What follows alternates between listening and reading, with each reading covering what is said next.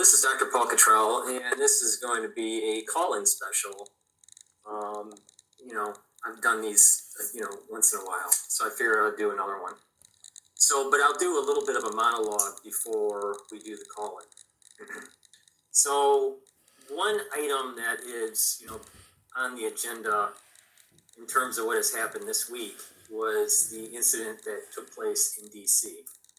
Now, that has led to something that I've been warning about for quite a while, and that is the suppression of freedom of speech.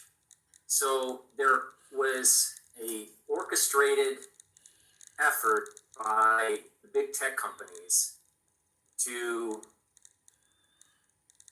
deplatform, suspend, silence many conservative commentary on Twitter, on Facebook, on even Parler. Apple is saying that they're gonna, if you don't clean up the content, that they're gonna deplatform that app. Steve Bannon's show has been banned from YouTube. You hear a lot that has been going on with the censorship, and this is very reminiscent of what happened with the Night of the Long Knives in Germany, when Hitler was trying to solidify his power. All right, so they had a lot of individuals killed, so he can solidify that power, which led to the atrocities of World War II. But so you had this kind of reminiscent across the board of curtailment of the First Amendment on these on these platforms. So there's going to be this battle between people saying these platforms are public squares and that they should uphold the freedoms of the First Amendment, the freedom of speech, and to protect journalism, because a lot of this is journalism. What's being censored is the citizen journalist, and they want to be able to control the narrative through the Smith monetization and the domestic propaganda. So I think that Farmer Jones, has articulated very well the problems with the Smith monetization.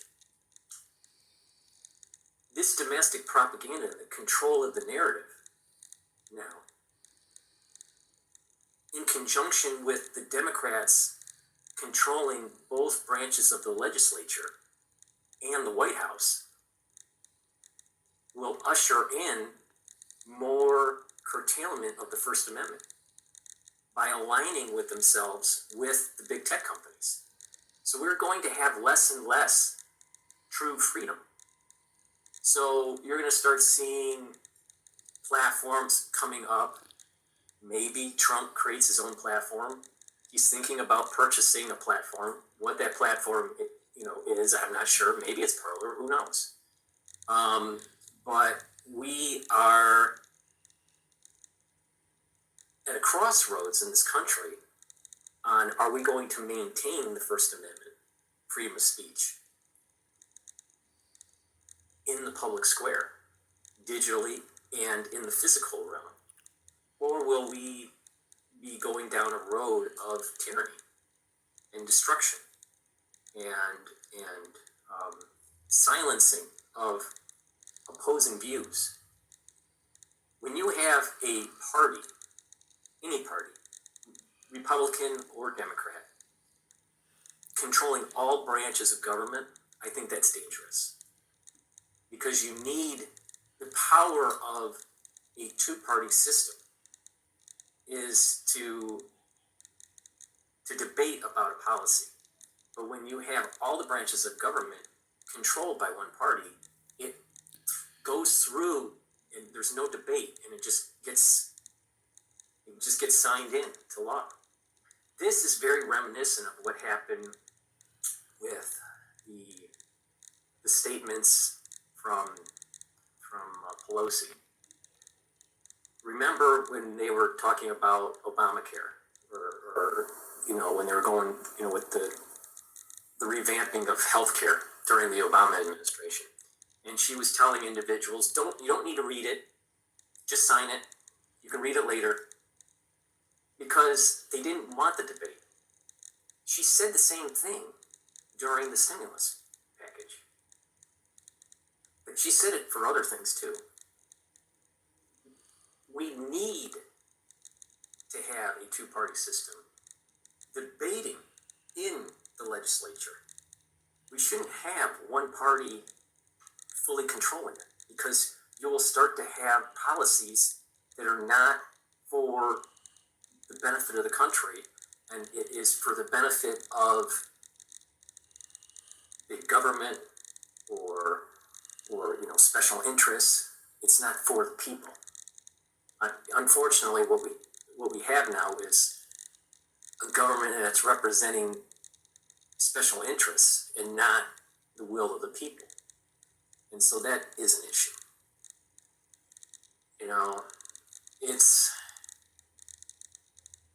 We need to understand the wisdom of the framers of our government when we won the revolution.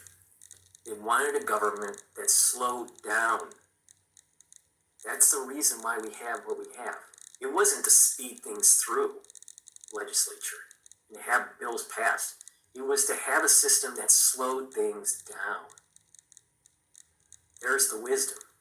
But we don't have that now. And so now we have the opposite. We're going to see things speeding up in terms of what is put into law, what Congress will pass. And we don't have a backbone in the Supreme Court, because the individuals that sit on the bench are compromised, where we actually have a true view of the laws that are being passed through the legislature. Are they really constitutional or not? Case in point, look at what Roberts was talking about with the Health Care Act, the Affordable Health Care Act. The government shouldn't be telling you that you have to do something. But because he was compromised, he spun it in a way where he makes it sound like it's legitimate. Alito also did. So, we don't have really people on the bench at the Supreme Court level that's really sitting down and listening to the constitutionality of some